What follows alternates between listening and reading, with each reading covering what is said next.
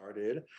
Good afternoon, everybody. My name is Frankie Flores. My pronouns are they and AJ. I am the director of the UNM LGBTQ Resource Center. I want to introduce Naima, Armando, and Richard to maybe discuss a little bit about the grant and the EMMP project and why we're doing this today. So yeah. Thank you so much, Frankie. I'll start off. Apologize for having my camera off. I am dealing with some finicky internet, but just a little bit about the Office on Violence Against Women grant that UNM has. We're in our third year. We were awarded this 3-year grant in 2018, and the grant focuses on sexual and interpersonal violence prevention, education, and supportive services for survivors. The Engaging Men and Masculine People group is a part of our Coordinated Community Response Team, our CCRT, and they have produced full work. I want to give both Richard and Armando a moment to introduce themselves. I'm the coordinator for the grant, so I'm going to put my email in the chat. If anyone is interested in participating or joining, the more the merrier. We're always happy to have you involved.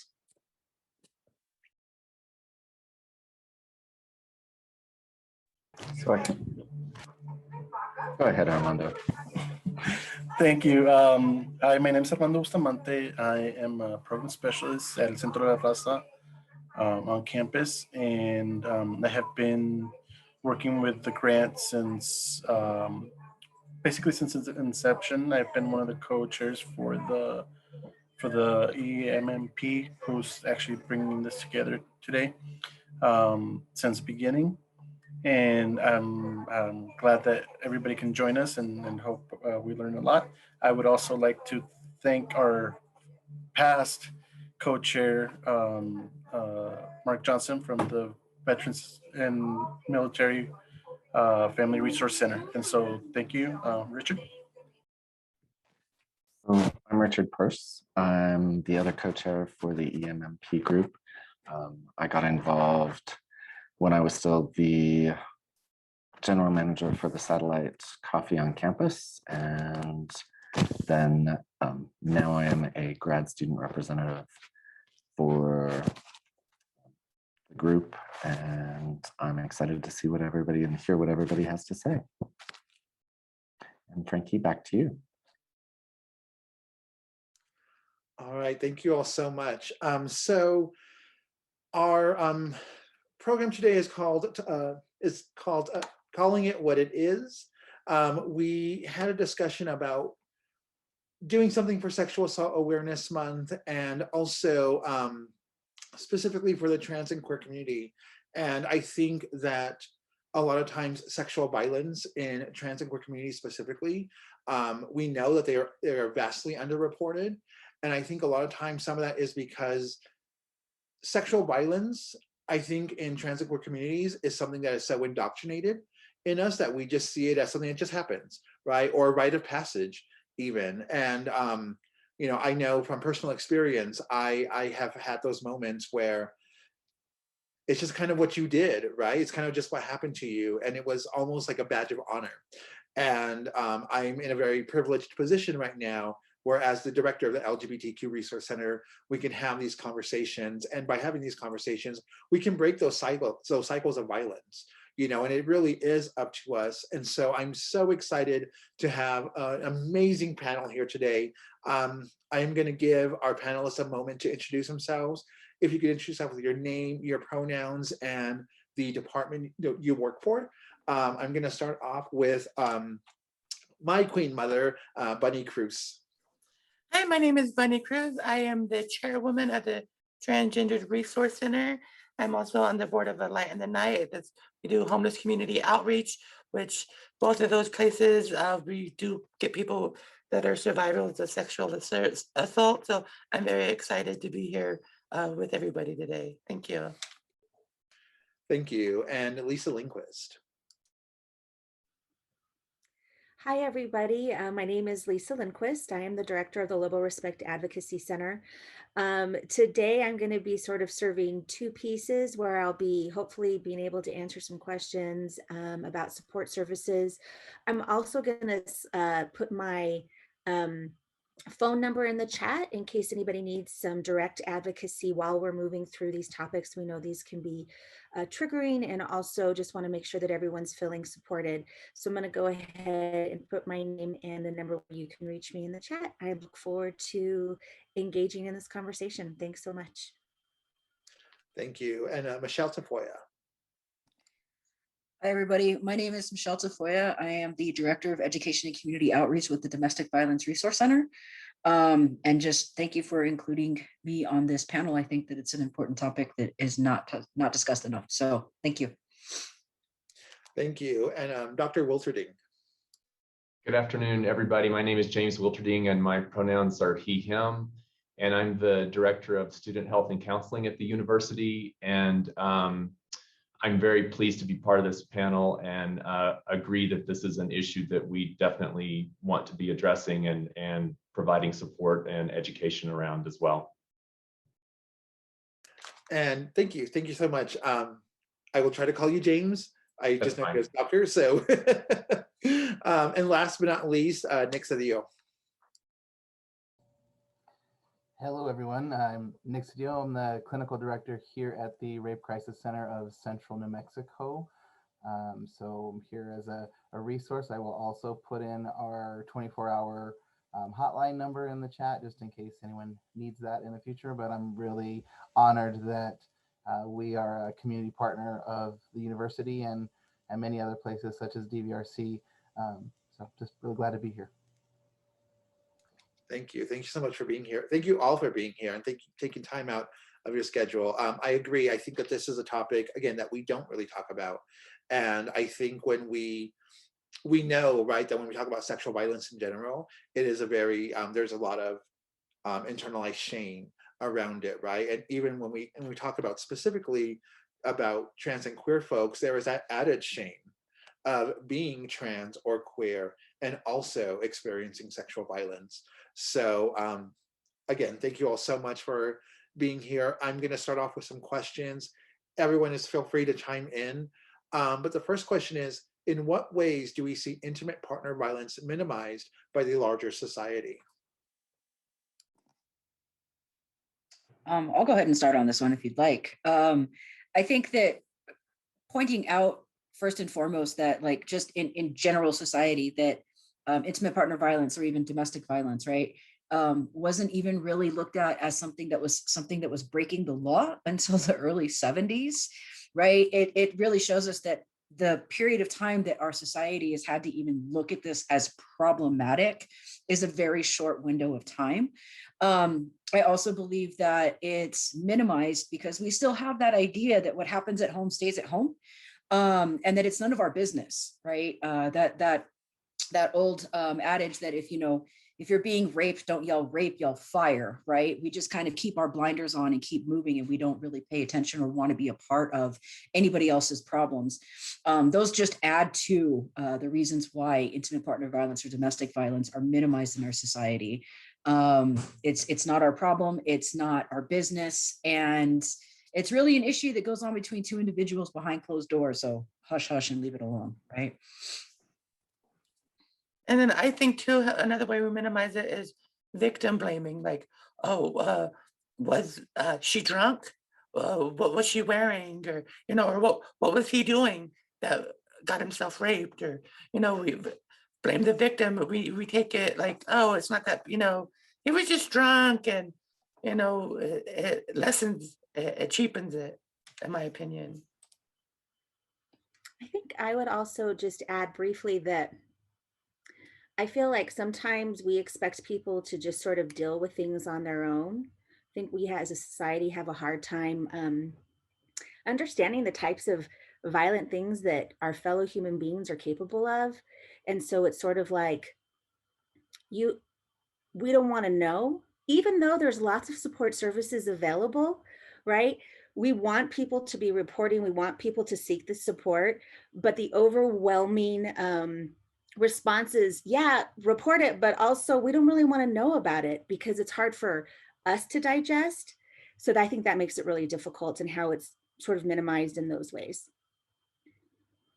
Yeah, absolutely. Anyone else? I think also piggybacking off of something Lisa just said real quick, right? Reporting means that we got to do something about it. It's, I think that we're in a really unique place in society right now, where there's a lot of stuff coming at us that people are, we're reporting, we're saying, we're Me Too, Black Lives Matter, all of these things, right? And those of us who, live in more, quote unquote, oppressed populations, already know this, right? But the more people speak it, we now have to go, oh, ooh, we got to do something about it, right? And I think that that's a really hard thing for general society to look at, because that means we got to put a mirror up in front of us, right? And it's not always pretty. Yeah. I thought the what you had mentioned, Michelle, about it not really being a crime until about 50 years ago, is a lot, right? Like that's, I think that, some of our university students think 50 years ago is so long ago, but some of us are really close to 50, and it's not that long ago. And so those are our parents, not even our great grandparents, but those are our parents who experienced that culture. And for students, right, that are coming in, it is your parents that lived through that and experienced that. And so I just think it's an important point to make. And I also really liked this idea, right, that again, that people are asking for it. What did you do to cause this? And when somebody has been assaulted, there is that fear of, are people going to look at me differently? If I tell you that this happened to me, are you going to blame me? Are you going to shame me for it? And so those are some of the reasons, right, that it is underreported. And I really appreciate that concept of reporting does make us responsible. We have this conversation, right, all the time of we need to look out for each other. But in the reality, that extends only so far, right? We want to look out for each other as long as it's comfortable for us. And these are uncomfortable topics and uncomfortable spaces to be in. But, we really want to be a community. We have to do these things. So moving on to our next question. We have had folks tell us, specifically myself at the LGBTQ Resource Center, that law enforcement will tell queer couples that it isn't considered domestic violence because it was either just a cat fight or boys being boys. In what ways can this harm LGBTQ communities? It can keep us stuck in the cycle of violence. Like, okay, my boyfriend hit me, but I really can't tell, it's okay because it's just a boyfriend, or my girlfriend hit me and it's just a cat fight. It keeps us stuck. And, we can't report it because it's not a crime in our heads, because that's what we're told. This actually happened to me. My first girlfriend, after I left my mom's house when we were living together, she was incredibly abusive, and our neighbors called the cops on us. And two women, police officers, walked in and they're like, we have no idea what to do with you guys. Like, is this like a real fight? Is it, they didn't know whether to press assault charges, anything like that. And I know from my personal experience, I was like, well, what the hell do I need to call you guys for? Like, thanks. Okay, whatever, walk away. It was the same thing as like being in my childhood household where, living on base, cops were called. Nobody ever did anything because in the military, DV was accepted as well, right? So it was just like, okay, cool. So then now I know I just have to keep my mouth shut, and it's just, I got to deal with this on my own and figure this out on my own. So it harms us by making us feel like we don't have anywhere to go. And even in those moments where something is done and we make a phone call or somebody steps in for us, there's still not anything that's done. I think that statistically, it's like 5% or less of the LGBT community seek any type of legal help for domestic violence. So it keeps us oppressed and stuck in the shadows is what it does, big time. I'd like to chime in a little bit. I think one of the other things that those kind of patterns create is it almost it sends this message to perpetrators that they can get away with it, right? So you send this out like, the police come, they don't know what to do with you. And it's just this like, oh, well, it's go time because I get to do this whenever I want because I'm never going to get caught. I'm never going to get in trouble. And that is a really harmful message for the LGBTQ community, because that on top of so many other things, it's just like, why should I bother if people aren't going to do something about it? And this innate fear, right, of authorities, of, you know, are authorities going to even see it as domestic violence, but are the authorities going to come in and treat me as a human being because I am queer, I'm a queer person of color, right? Like all of those barriers that we have to reporting. And that kind of ties into a comment we got on Facebook. I feel as trans folks, we are in fear more because of the dangers we already face as trans. But reporting intimate partner violence is then blamed on us because we are trans. And so that's absolutely right. Like it's a scary cycle to be in. And you know, if you are trans, but you maybe aren't stealth, right? You don't pass, then what happens then, right? There's that fear of, if I am a trans woman and I have stubble, what is that going to do to me? Is that going to put me in an even more unsafe position? So sexual violence is often seen as something that just happens or not a big deal. Can we briefly describe what sexual violence can look like in trans and queer communities specifically? Bunnie. Oh, you're muted.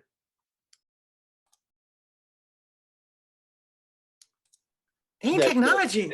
I'm almost 50. For me, in the trans community, sexual violence can be needing a place to stay.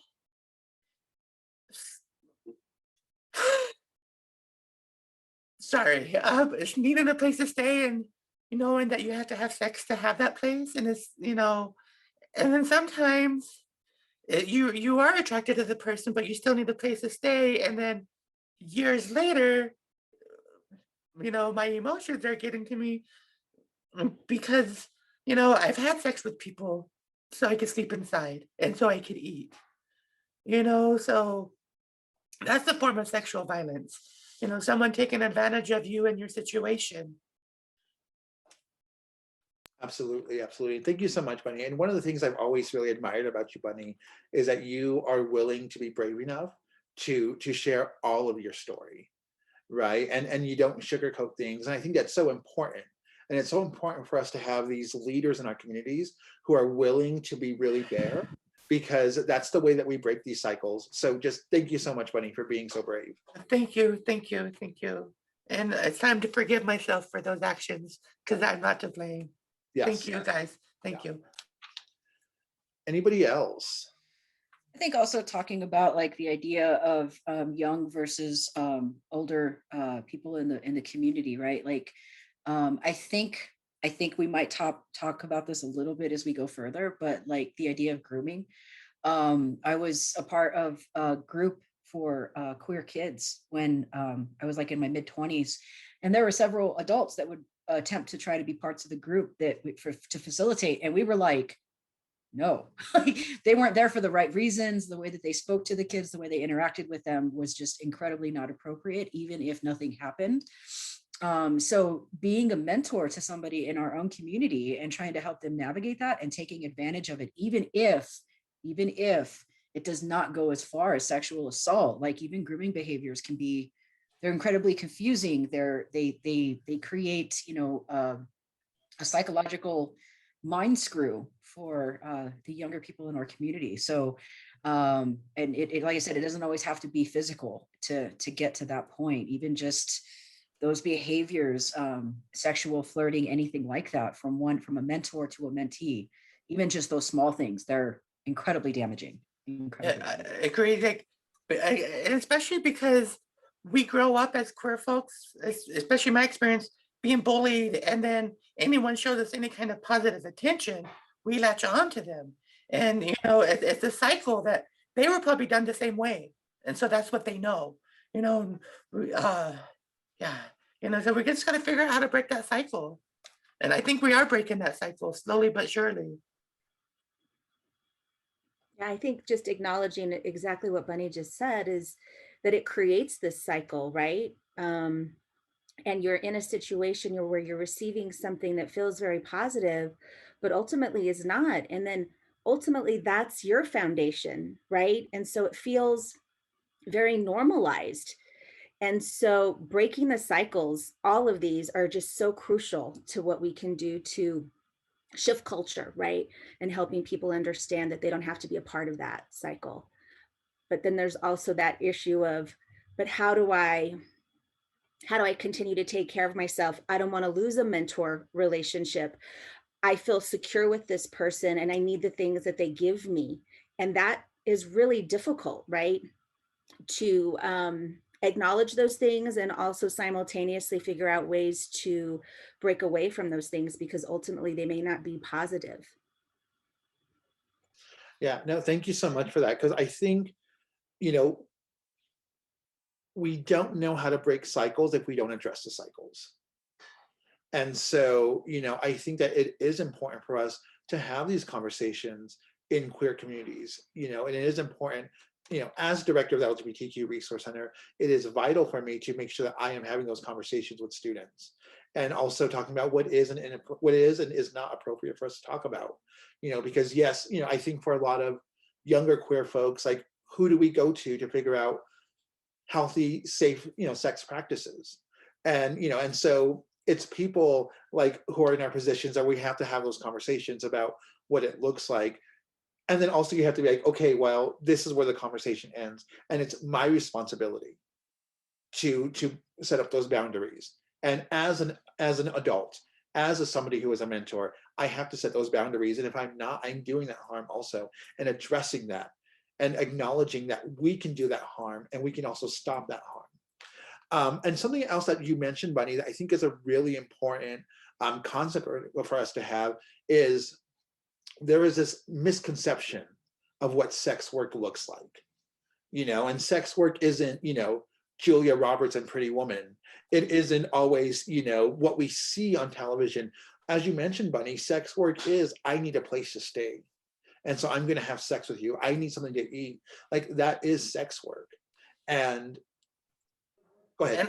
And I think people who are survivors of survival sex work, I'm not gonna lie, I enjoyed what I did. Yeah. Did I want to do it for those reasons with that person? Probably not. Most cases not. And it adds just baggage and baggage and baggage of shame. Yeah. And you know, you touched on something really important, Bunnie, that when we are engaged in these in these acts, right, when we are doing sex work, there is a pleasure. So then we have that shame of, well, then it is my fault because I enjoyed it, or it is my fault because I got some satisfaction, I got something out of it. So it really isn't something that I can blame somebody else for. But when you are 16 years old and you are doing you're doing sex work to survive, and it is somebody who is 40 or 50 or 30 even, it is them who is committing the crime. It is them who is being violent, and it is not your fault. And we need to have those conversations consistently. So our next question is, toxic masculinity is pervasive in all communities, including gay, bi, queer, man-identified ones. How does this affect the ways they engage in healthy relationships with other man-identified folks?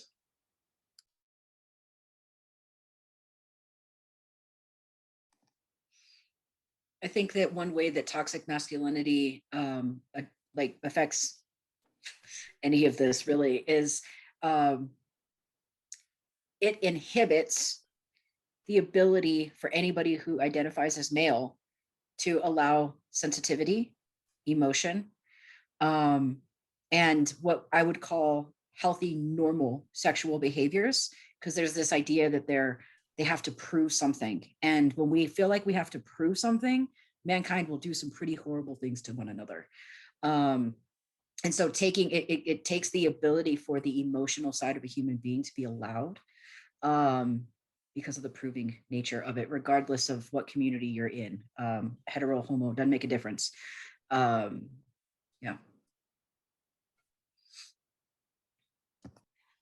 Something I think you touched on, Michelle, that I want us to expand and maybe clarify for folks is when we talk about healthy, normal sexual behaviors, I think people confuse that sometimes with fetishes, right? And those are two entirely different things, right? And so I think that people have this misconception of what is considered normal and healthy, and that does not include fetishes. Those can be normal and healthy as long as Absolutely. there's a conversation around consent and what that looks like. Absolutely. I think that when you have two consenting adults of any kind, I mean, period, doesn't matter what community you fall in, how you identify with gender, how you identify with orientation. When you have two consenting adults, and I'm talking like micro consent, right? Going along every single way that you move, that it doesn't matter what's included in the bedroom at all. If those are two consenting adults, it's healthy. And that's part of their sexual experimentation, how they communicate with one another, everything like that. So no, fetishes are completely off the table there. Nope, not at all. No. I wonder actually if Nick, Lisa, or you, Michelle, can kind of expand on what micro consent is and what that looks like.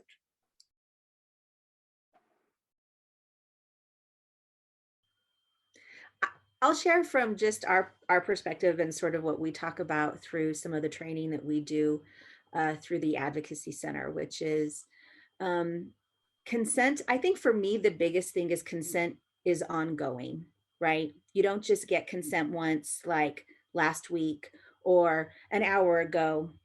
It has to be literally with every next step, right? I want to kiss your neck, and I think what's difficult about consent is everyone feels like, well, do you have to be a robot and be weird when you're seeking consent? And the answer is no. I mean, two people know when they're into something, right? And just asking the sort of, hey, how does this feel? I love for people to say, how does this feel? Because then you can actually say, you know what, that doesn't feel that great. But what about this, right? Giving people the opportunity to have conversation. There's no book of rules that says you can't talk during sex. So in fact, I think talking during sex is more favorable because it allows people to understand what they want and what they need, right? And it gives both partners the opportunity to share that. I think we get really caught up in people feeling like they have to play one role, right? And this is the role that I have to play. And so therefore, that's all I can do. And that's really challenging. That goes back to some of that toxic masculinity as well, right? Like I can't have feelings about what we're doing while we're engaging in the act. So ongoing consent, talking about it constantly, you figure out how to do that with your partner the more that you do it. And I encourage you to do it.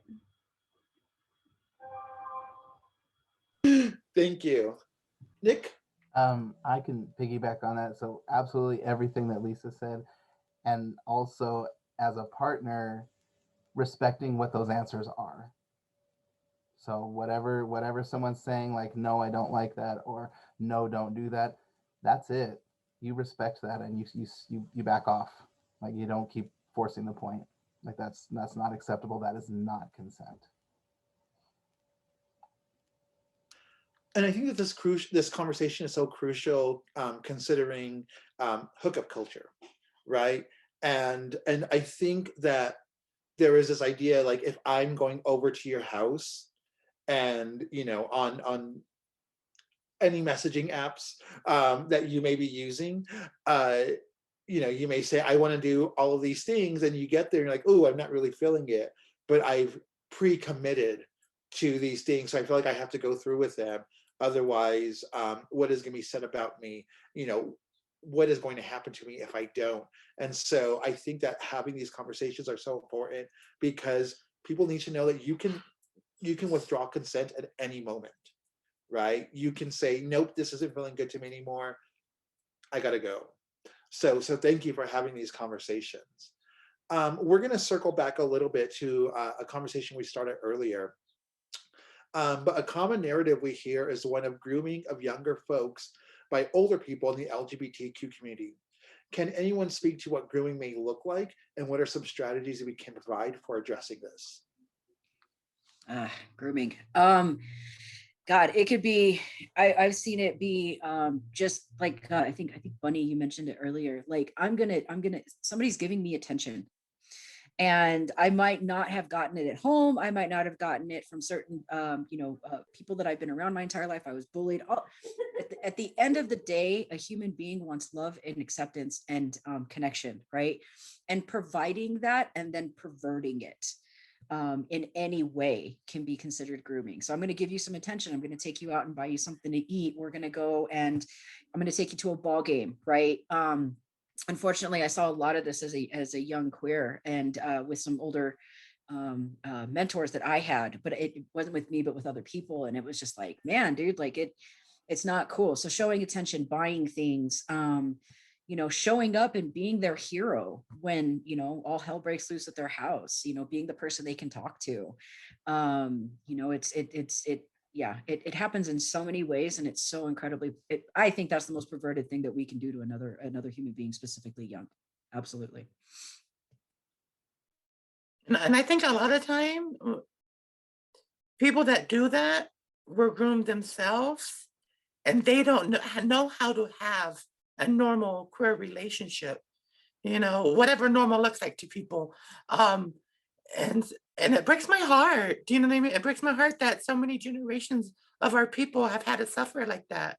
And then they turn around and victimize the next generation, and then the next generation, and the next generation. When I was about 21, 22, I used to hang out at the Cruse. And around 8 o'clock at night, I would tell everyone that was under 21, it was time for them to go home. And they would get upset, like, well, you don't have to go home. You just can't stay here because adult stuff's going to happen. And you're 16 years old and you don't need to be here. And a lot of them would get angry. And most of them still know me to this day. And they'll bring that up and be very thankful that I kicked them out. Even out of a public area, I still kicked them out because they don't need to be there for that, because the groomers were going to be coming out. But I didn't have the verbiage for that back then. I just know it wasn't safe for them to be there. So that's what it looks like too, is, taking you out to the bar. You can be 21 and still be being groomed by a 40-year-old, even a 35-year-old. And it looks like here's some money so you and your friends can go out and, come over when you're done, and that kind of stuff. It's grooming. Thank you. Thank you for pointing that out. And I think it's important also that, what you highlighted, Bunnie, is that it can happen when you are in your early 20s. It's not just when you are, under 18. It happens for quite a while. And, and it speaks to the issues of power dynamics in relationships and the ways that, if I am the primary income earner, then that can become this controlling aspect, and that is a form of violence. I am withholding money for you to buy groceries. That is an act of violence. And so, in the spirit of calling it what it is, I think that let's have that conversation about what really violence does look like. Sexual violence isn't always, it's not always aggressive, right? It's not always physical. And so, can anyone else speak to what ways violence can be perpetrated amongst any relationships?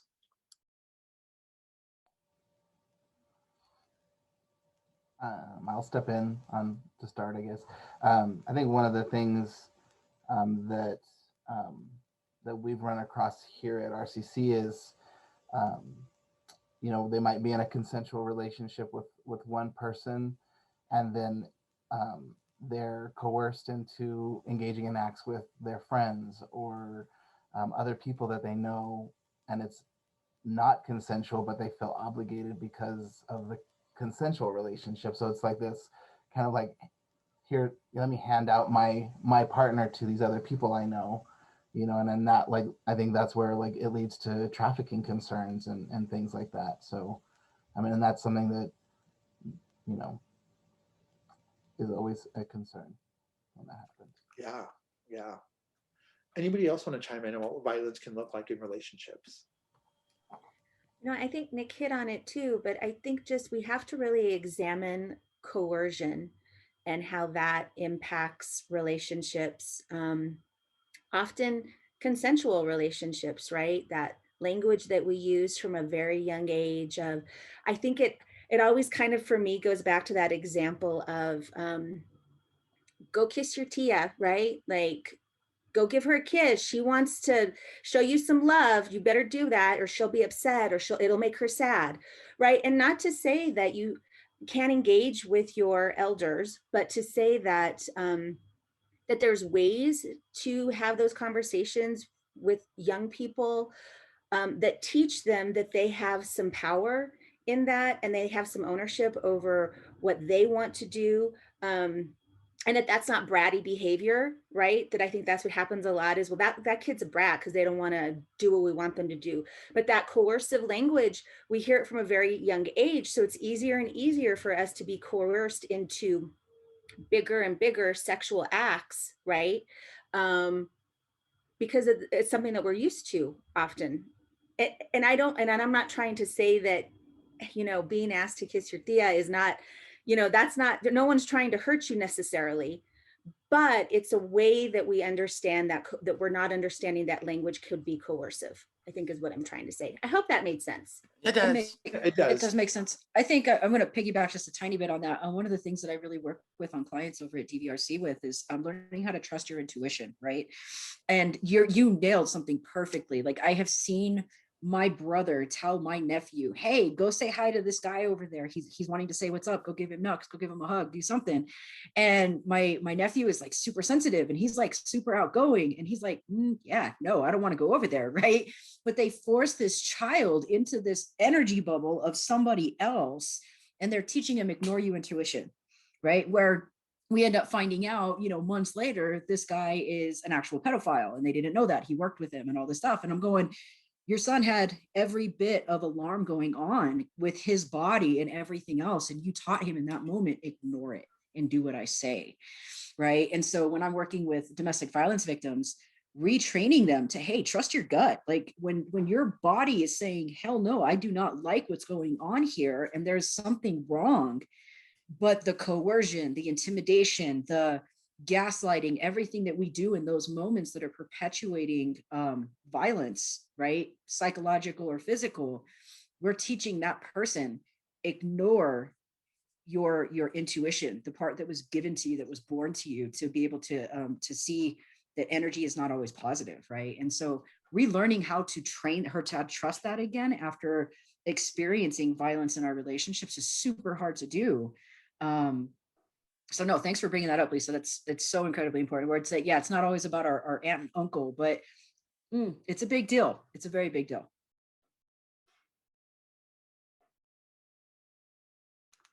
Yeah, no, I appreciate that, Lisa, because I think that one of the things that we have to do is we have to trust our children, right? And if our children say, no, I don't want to, then okay, you don't have to ask why, you don't have to, and having that conversation of, I trust you enough to make your own decisions, even at an early age, is so important. It gives our children the agency to have those conversations later about, I don't feel safe in these moments.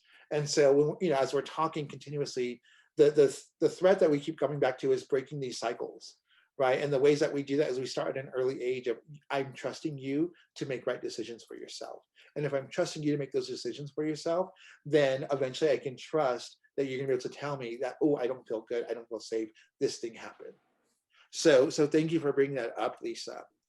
Anybody else?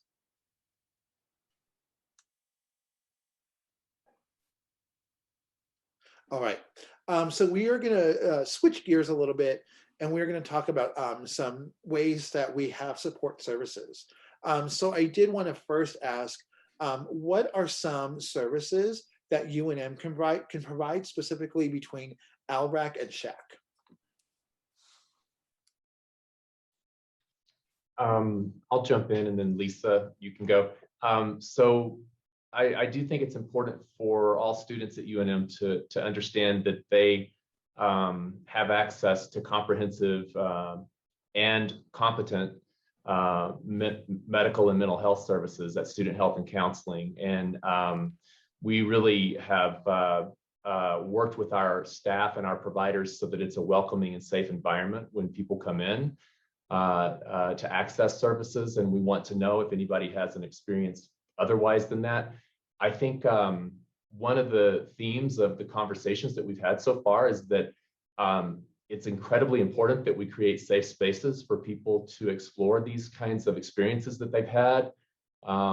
It takes a safe space, whether you do it in a service provider that's formal, like medical or mental health services or others, or whether it's informal with family or friends or mentors or whatever, wherever you're getting that care, that you can come to, that an individual who's suffered the shame and the all the issues that we've discussed and is trying to explore what's going on for them, that they have the ability to create a trusting environment with somebody that they can explore that with and come to understand some of these things. And so, you know, specifically, we offer primary care services as well as acute and urgent care at Student Health, but we also are an integrated health service. So we work hand in hand with our mental health providers, our counselors, and we have psychiatrists here as well. A lot of times people present with more of a physical issue or something going on in medical, and what we discover is that along with that, there's a lot of care that needs to be provided and a lot of work that needs to be done, and we can provide a warm handoff to all of those services. We also work hand in hand with LRAC and the Dean of Students office to support people, because this impacts their whole world. Academic progress, we want them to continue to stay in school and to be successful. We have a case manager who spans across our agencies to help people in need in that way. We also work with the Accessibility Resource Center and advocate for students experiencing difficulties that might be related to disability of some sort or just a need for additional support. Thank you. Thank you so much for that. Just a quick aside, Bunnie, I love your glasses.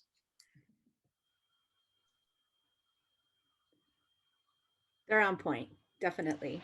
So yeah, I think James really addressed a lot of it, but I think I'll just talk specifically about what we do at the LoboRESPECT Advocacy Center. Is so we are one of 3 confidential reporting locations that is not student health and counseling across campus, where students can come and speak to us about things that they're experiencing, where we would help to assess the situation, assess the ways in which we could provide support, and maybe even work collaboratively amongst our spaces to make sure that we're sort of doing those wraparound services, right? Those confidential reporting locations are LoboRESPECT Advocacy Center, the LGBTQ Resource Center, and the Women's Resource Center. We all have professional staff who have been trained in the advocacy work for things that fall in this area around sexual violence, sexual misconduct, interpersonal and dating violence. So I think from that perspective, we've done a lot of work in this area at UNM. Like, I will say this, and I say this all the time about UNM, is that we are not perfect, but an area that we really work hard is to provide support services for students. And I think we're fairly competent in that way. I will say this too, is that we're always learning. So I think it's important that we continue to have these conversations where we can do some self-assessment in ways that maybe we're falling down on the job or not providing the services that we need. Like, our cultural competence can always be worked on, right? And then from there, I guess I would just say that for students in particular who, you know, these types of situations don't just impact you in one area of your life. And particularly if you're a student, you've got a lot of things that are going on, right? So it's not just, I've had this personal situation. But now it's affecting my classwork, it's affecting my social situations, it's affecting my mental health, and my emotional well-being. So looking at all of those things, and really our goal is to help students in particular, but community members, faculty and staff as well, kind of see what their resources are, see what's available to them, and then selecting the best options for them. Because I always have to say this, no two situations are alike, right? And what you need is not necessarily what someone else needs. So it's never a one size fits all. And that's why we're really lucky to have this collaborative of advocates and other resource centers and other groups that we work with on and off campus, so that we're providing something that really feels integrated. So I think, so from the Advocacy Center, just in a nutshell, we're here to provide support services in a confidential way for students who need that support. Thank you so much. And LoboRESPECT has done some amazing work across campus.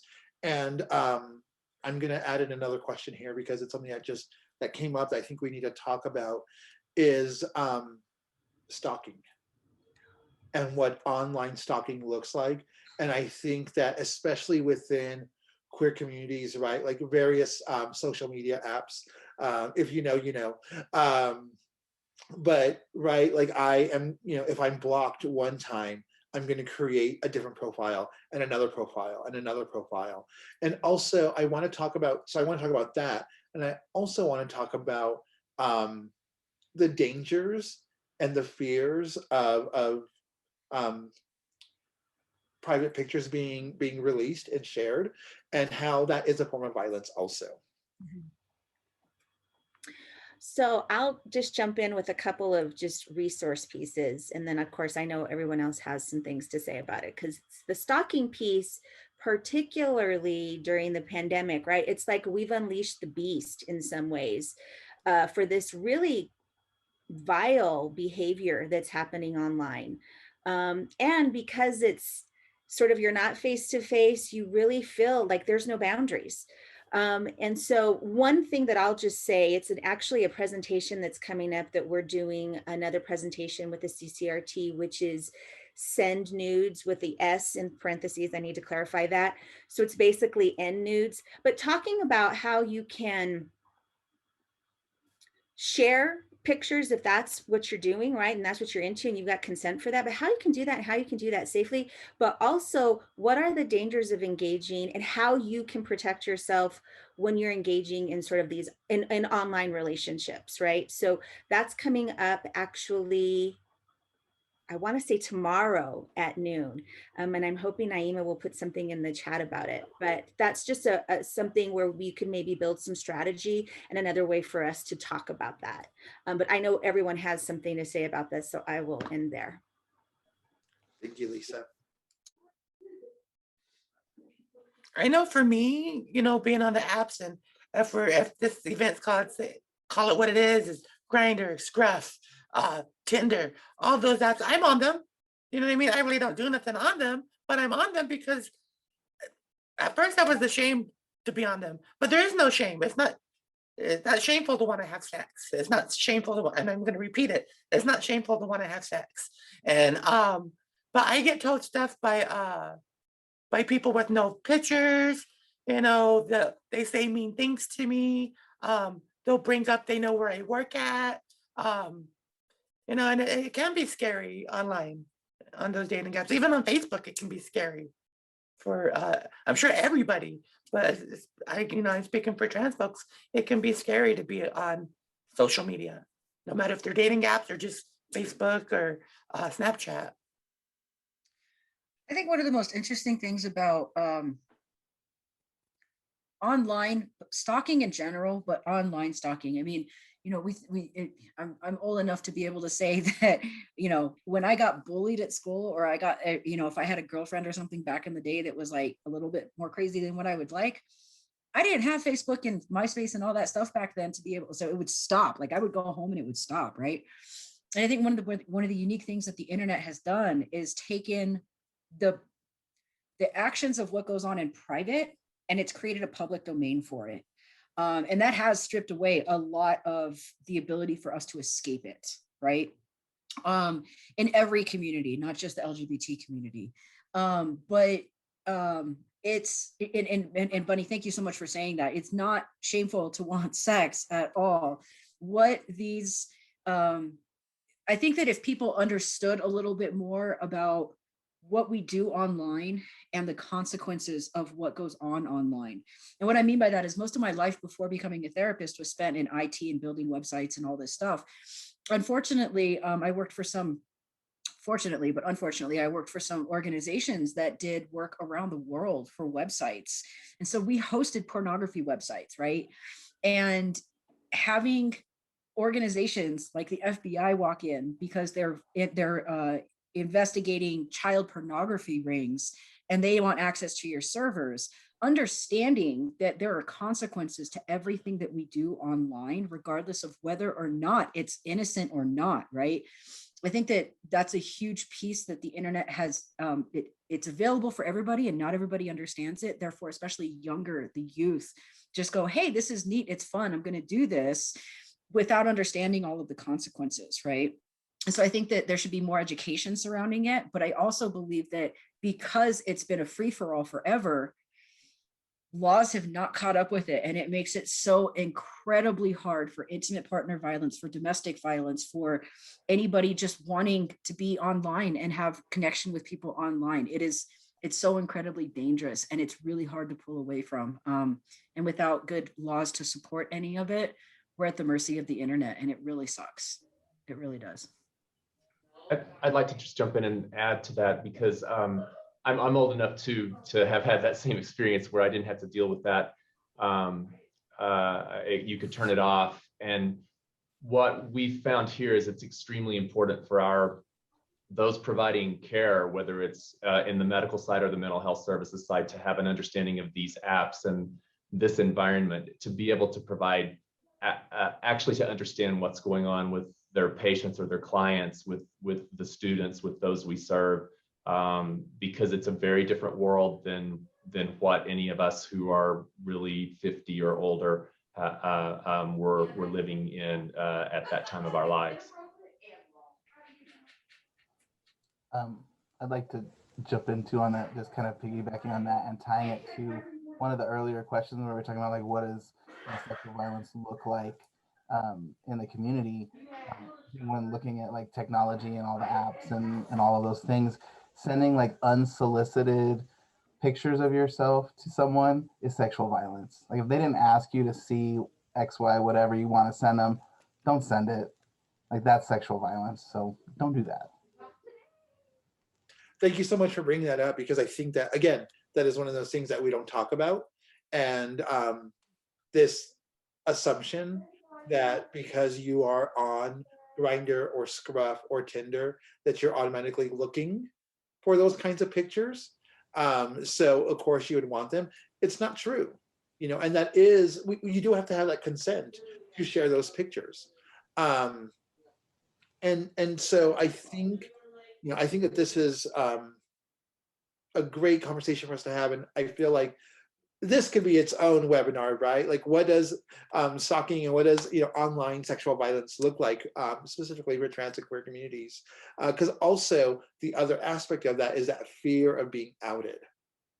If I am on Grindr or Scruff and I am not out, and then it becomes this experience of, if you don't do what I want you to do, I am going to out you, which is another layer of that violence, right? So going on with some of the agency questions, what are some local resources trans and queer folks can access if they are experiencing sexual violence? I'm going to jump in for this one real quick because I have another meeting I have to hop off to, but I know that Nick will talk about rape crisis really quickly here, but the Domestic Violence Resource Center, we don't just deal with domestic violence. I honestly, I would say easily 50 to 60% of my clients who come in to deal with domestic violence have been sexually assaulted in their childhood, in adolescence, in their intimate partner relationships. So it definitely crosses all the lines. So the Domestic Violence Resource Center is definitely a a resource that anybody in the community, but also in the trans and queer community, can have access to. All of our services are free. We have mental health counseling, we have case management, our advocates will help you to do any type of legal paperwork for court, anything like that. And it does not matter who you love, how you identify, how you present, any of that. Our mental health counselors are amazing in what they do and are very supportive and respectful of the queer community, of the trans community, and any pronouns that we use, how we want to be identified, anything like that. So, and none of our stuff connects to public domain. So we're not going through insurance. We're not doing anything like that. So if you have a preferred name that's not a legal name, we don't care. You just tell us how you want us to talk to you, and that's how we're going to do it. So I just wanted to throw out that the DVRC is definitely there. We work with UNM, we work with Rape Crisis, we work with Safe House, we work with a whole bunch of different people. So we're definitely a resource that anybody in this community can have access to, and it's absolutely free. Thank you so much, Michelle. I know you got to head off. Thank you for all of your expertise and knowledge. I really appreciate it. Sure. You've been amazing for this. So thank you so much. You guys take care. I'll talk soon, okay? All right, have a good day. Bye. Dr. Wilterding. Yeah, we by definition, who we are limited. Our services are limited to the students of University of New Mexico. That includes all main campus students and Health Sciences Center. We also have the ability in certain cases to provide services to branch campus students as well. But we, I want to encourage anybody who's seeking, who has anything that they want to bring forward to feel safe coming in and accessing care here. Everyone pays student fees, so it's a very affordable service. We don't want cost to be a concern or a barrier for anyone. In fact, in the counseling side, your first 2 visits are free. And so we really want to work with folks on in any way we can to make sure that they don't feel like there's a barrier to accessing care here. Thank you. Thank you so much for that, Dr. Wilterding. Nick and Bunnie? I can jump in real quick, if that's okay, Bunnie. So here at the Rape Crisis Center, all of our services are completely free, no insurance, just like what Michelle was saying about DVRC. We don't take any insurance, so we don't care what name someone uses. If someone wants to use a fake name or whatever name they want, it doesn't matter. We're going to call people what they tell us, who they are, and we're not going to ask questions. Also, our advocacy services are 24/7. So if someone needs to make a report, any time of the day or night, and they want to get an exam with a sexual assault nurse, we'll help facilitate that. All of our counseling services are free. We have Spanish-speaking employees in every department that we have, so we can work with anyone, and we are very open. We intentionally sought out to join the Bright Spaces Welcome Places site for New Mexico service providers, where they come out and they vet an agency on how LGBTQ friendly and aware it is. So that's a great place and a great resource too. Thank you. I'm going to go Bunnie and then Lisa. Okay, when I get approached for a victim of sexual violence, I usually refer them to, or I always refer them either to the Rape Crisis Center. I'll contact Nick directly, or Sane, I'll contact Gail directly, and that's who I send it to. And I just want to say, if you're trans and you're hungry and don't do sex work for food access, we have food for you at the Transgender Resource Center. So that's one of the resources that we provide. Thank you for having me today. Thank you, Bunnie. Yeah, thanks, Frankie. First of all, I just want to say that from our perspective, one of the services, we largely what we do is service UNM students, much like student health and counseling. However, if folks call us and they have questions and they have needs, we're always happy to assist in any way we can. And I think much like everyone has said, we don't care who you love. We just want to be able to help and support. One of the services I did want to share that is specific for UNM students is we do have a food pantry Right now, it's a curbside food pantry that happens on Mondays from 11:30 to 1:30. Students can walk up or drive up. If you follow us on social media or you're following the LGBTQ Resource Center on social media, they often share, they always share, and we share our information about the food pantry. So please come on out. I know food insecurity is definitely an issue, and we want to help address that issue. So also just want to say thank you to everybody for the opportunity to participate. Thank you. Lisa, could you also speak about what are some of the academic services that Alba can provide? Yeah, look at me talking about everything except that main thing that we do. So one of the main things that we do in amongst all of the advocacy centers is we provide academic support. So particularly if a student has dealt with something like sexual violence or sexual harassment, we work closely to provide and work with faculty to provide accommodations as needed. Now, these are not to be confused with accommodations that you might receive through our Accessibility Resource Center. But sometimes they are similar asks, right? So these are not for like ongoing needs, but for situational needs. So we'll work with your faculty. If you have a job on campus and you need some help with that, we might talk to your supervisor. We might help you with areas around absence memos or getting some just some extra flexibility that you might need as you're sort of walking through this experience. So I would say if you have questions about, if there's a scholarship that you're worried about losing, or you're not sure if you're going to be able to come back to school in the next semester or any of those things, give us a call. We'd love to talk to you about what your options are and how we might be able to support you through that. I think right now where we are at the end of the semester, where lots of students are thinking about like, I don't know, I've had this, I've had a difficult situation or whatever the case may be. And I'm feeling like maybe I need to withdraw from classes. Talk to us before you do that so that we can kind of make sure that we're addressing all your needs so that if it is in fact the thing that you need to do for now, that you can come back with your scholarships and your financial aid and all of that preserved. So it's much easier to come back when you need to. Yeah, thank you so much for that. And I also want to plug a service that we have at the LGBTQ Resource Center. We do have a $500 emergency scholarship that's available to undergrad and graduate students. It's a super easy process. It's a one-page, what do you need, and what are the situations you're in. You don't have to go into much detail. And it's open not just for trans and queer students, it's open for all students. And because we have not been doing programming this year in person, we have allocated more money for our scholarships. So if you find yourself in need, please reach out to us. We will give you a scholarship. All right, we have 2 more questions left. So a fear people have who are experiencing sexual or intimate partner violence is that if they report their situation, agencies won't believe them or will shame them for their identities. How can agencies ensure that a client's identity and experience is affirmed and honored?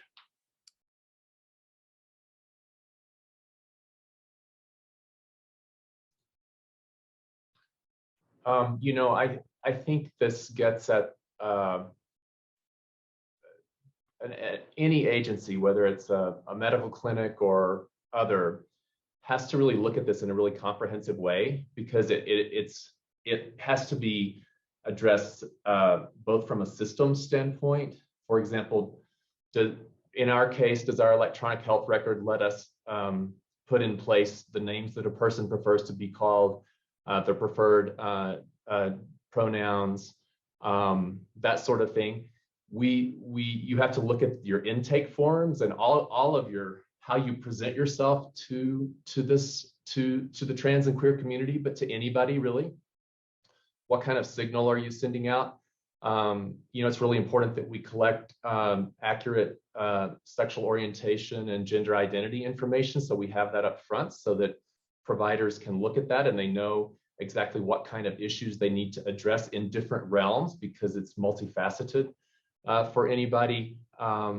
And then I think that once a person walks in the door, there's issues that have to be addressed with the front desk staff, or if you will, or whatever. What's it like for them to experience accessing care, especially the first time, and then when they get to the wherever they're going to be in that agency for services, are those providers really culturally competent and trained in the things they need to be trained in to reestablish trust? Because we can kind of assume that in many populations that trust is broken because of previous experiences with the medical world or counseling or others, and so having that ability to reestablish that trust and to work with somebody, and which may take some time, and to do so in a skillful way so that they can address whatever issues they really need to get to.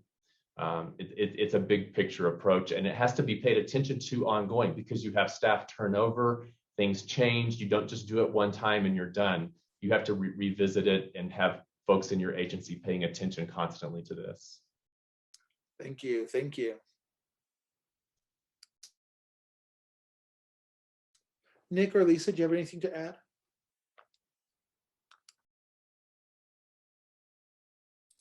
I would just say having staff that reflects the community that you're serving on board would be very helpful for trans folks to see trans folks.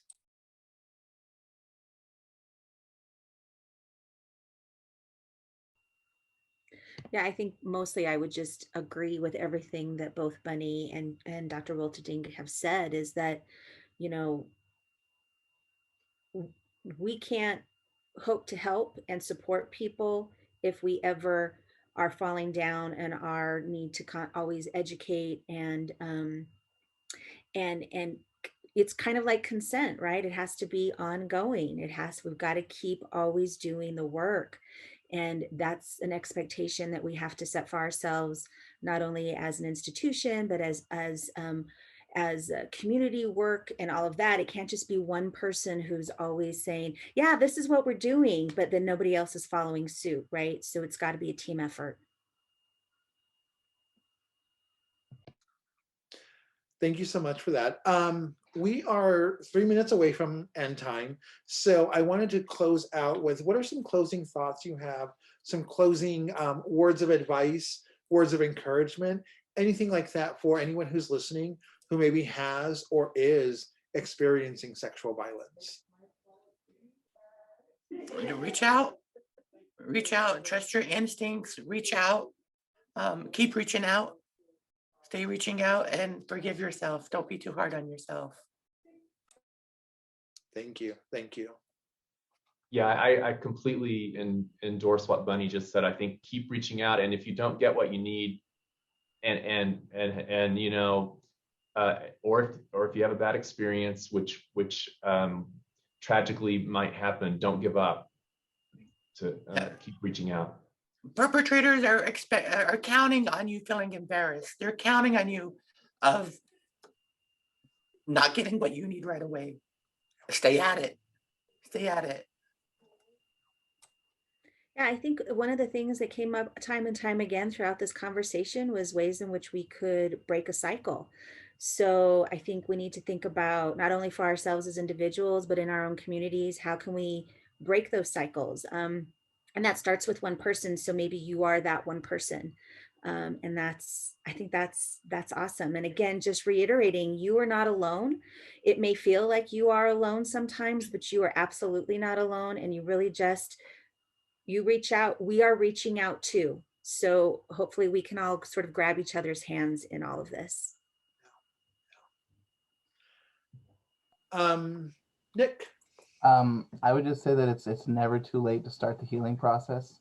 So even if this is something that someone's experienced many, many years ago, or if it was yesterday, like it's okay to, when you're ready, like it's okay to seek that healing, and there are providers in our community that are here for you. Yeah. Thank you. So I want to close out and make sure we're closing on time. Thank you so much to all of the panelists. This has been an amazing conversation. I think that when we were putting this together, this was far more than what we had expected. So thank you all so much for giving us your time and your energy. I also want to thank Richard and Armando for helping put this together. It was phenomenal. Thank you all so much. I also want to thank Joe, who is our admin at the LGBTQ Resource Center, who has been running our tech support. Thank you so much. And last but certainly never least, Naima, I really want to thank you for the work and the energy you are putting in to creating spaces like this. These are such vital conversations, and if it wasn't for your work and your leadership, we wouldn't have these spaces. So thank you all so much. I'm Frankie Flores, Director of the LGBTQ Resource Center. Have a great day, do something really kind for yourself, and we'll see you at the next event.